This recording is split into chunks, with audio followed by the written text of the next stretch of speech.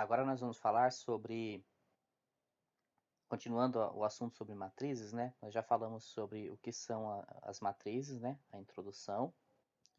E nós vamos falar agora sobre os tipos de matrizes. Nós podemos representar uma matriz através de parênteses, né? Ou através de colchetes, ou através de barras duplas. Podemos dividir as matrizes em linhas, né, que são, na verdade, no sentido específico mesmo de uma linha, e também podemos dividir as matrizes em colunas. Nesse caso, essa matriz ela tem 3 linhas e 3 colunas. Aí nós chamamos essa matriz chamamos isso de ordem, que é uma matriz 3x3. 3 linhas e 3 colunas.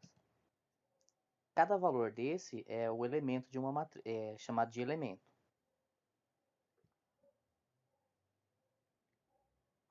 Então essa matriz ela tem 9 elementos. Também é chamado de fileira uma coluna inteira ou uma linha inteira.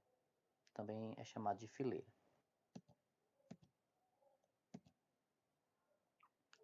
Na matemática, a gente descreve a matriz através da quantidade de linhas e coluna que ela tem. No caso, então, essa matriz aqui, ela tem, no caso, 2 linhas, que é o M, e 3 colunas, que é o N. Então, sempre que aparecer um M e o N, o primeiro valor está associado à quantidade de linhas e o segundo valor é associado à quantidade de colunas.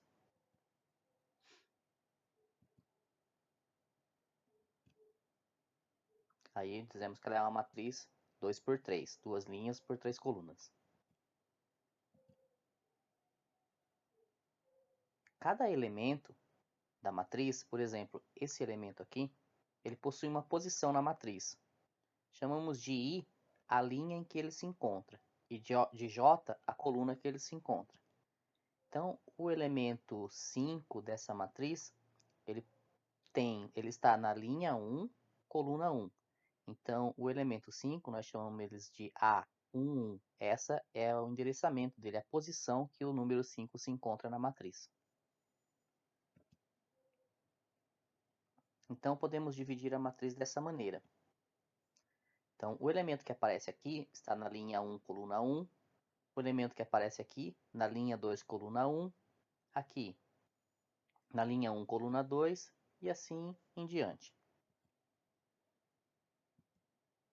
Por exemplo, se eu quiser identificar quem que é o elemento A13, eu vou verificar que esse elemento ele está na linha 1 e coluna 3. Então, o elemento que pertence à linha 1 e coluna 3 é o raiz de 3. Então, nessa matriz A13 é raiz de 3. Lembrando ainda que o primeiro valor aqui representa a linha e o segundo a coluna. Então, nesse caso, o J vale 1, ou seja, o I vale 1 e o J vale 3. Agora, quem seria o elemento A31? O elemento A31 ele está na linha 3 e na coluna 1. Então, o elemento A31 o valor dele é 7. E o elemento A22? O elemento A22 ele está na linha 2, coluna 2. Então, linha 2, coluna 2. Esse elemento a gente pode observar que é o 0.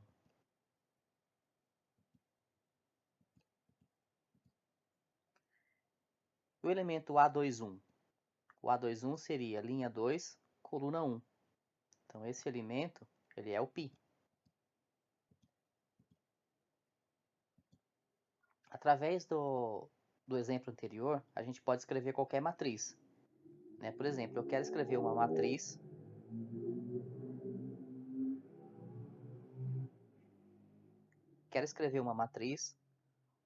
onde ela tem a ordem 2x3, ou seja, 2 linhas e 3 colunas, e que a sua organização, a sua construção é dada por I mais J, ou seja, a linha mais a coluna. Aí nós faríamos da seguinte maneira, para escrever essa matriz. Essa matriz, ela é 2 por 3, então ela tem que ter 2 linhas e 3 colunas. 1, 2, 3. O primeiro elemento, o A11, o que a lei de formação pede para a gente fazer? Pede para a gente somar a linha com a coluna. Então, esse elemento A11, a linha vale 1, a coluna vale 1. Então, fica 1 mais 1. 1 mais 1 seria 2. Para esse elemento, para o A12, a linha 1, coluna 2, 1 mais 2, 3. Aqui, aí a gente só consegue pegar a sequência. 1 mais 3, 4. Esse elemento, 2 mais 1, 3. 2 mais 2, 4. E 2 mais 3, 5. Então, é assim que a gente constrói uma matriz através da sua lei de formação. Agora, sobre os tipos de matrizes, né? Tem uma matriz que nós chamamos de matriz de identidade, quando ela possui valores apenas na diagonal, e esse valor tem que ser o 1, né? Ela é um elemento neutro na multiplicação de matrizes, né? A gente vai ver multiplicação de matrizes ainda, mas toda matriz que você multiplicar pela matriz identidade não vai alterar essa matriz, ela é neutra na multiplicação. Vai dar a própria matriz que foi multiplicada. Essa é uma matriz de identidade de ordem 2, mas nós podemos ter também de ordem 3 e de qualquer ordem possível, né? Esses pontinhos quer dizer que podemos colocar quantos números nós quisermos aqui, ok? Lembrando de qualquer ordem possível, não. Lembrando que essa matriz ela tem que sempre ser uma matriz quadrada. E a lei de formação dela é 1 se a linha for igual à coluna e 0 se a linha for diferente da coluna. Depois a gente tem as matrizes chamada matriz linha, que na verdade, como o próprio nome diz, ela é apenas uma linha. A matriz coluna, que é apenas uma coluna. A matriz quadrada, onde o número de linhas é sempre igual ao número de colunas.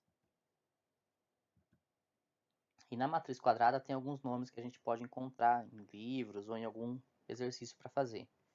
A gente chama essa diagonal de diagonal principal. Essa diagonal de diagonal secundária.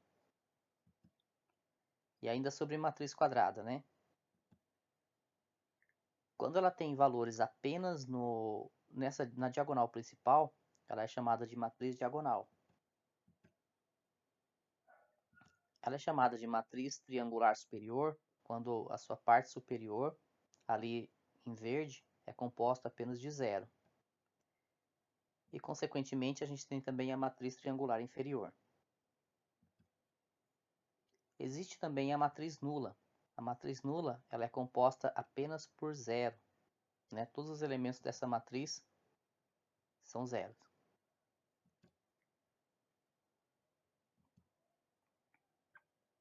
E a igualdade entre matriz, né? Duas matrizes são iguais quando, na verdade, elas são apresentadas de forma diferente, só que elas têm o mesmo valor. Geralmente, esse conceito é usado para descobrir uma variável, né? Um x ou um y escondido aí no meio dos elementos. Se você observar, essas duas matrizes são iguais, porque 3 é a mesma coisa que 6 dividido por 2, 5 é a mesma coisa que raiz de 25, 1 é a mesma coisa que 2 elevado a zero, e 2 ao quadrado é a mesma coisa que 4. Então, apesar dela estar sendo mostrada de formas diferentes, né, visualmente diferente, ela possui o mesmo valor. É a mesma matriz. Então, nesse caso, dizemos que a matriz A é igual à matriz B. E nós podemos representar também cada um desses elementos através das letras, né? Então, ao invés de colocar os números, se a gente quer falar genericamente, a gente pode colocar como A, B, C e D. E aí entende-se, né, que o A nesse caso vale 3, o B vale 5 e assim por diante, né? Que são esses valores aqui.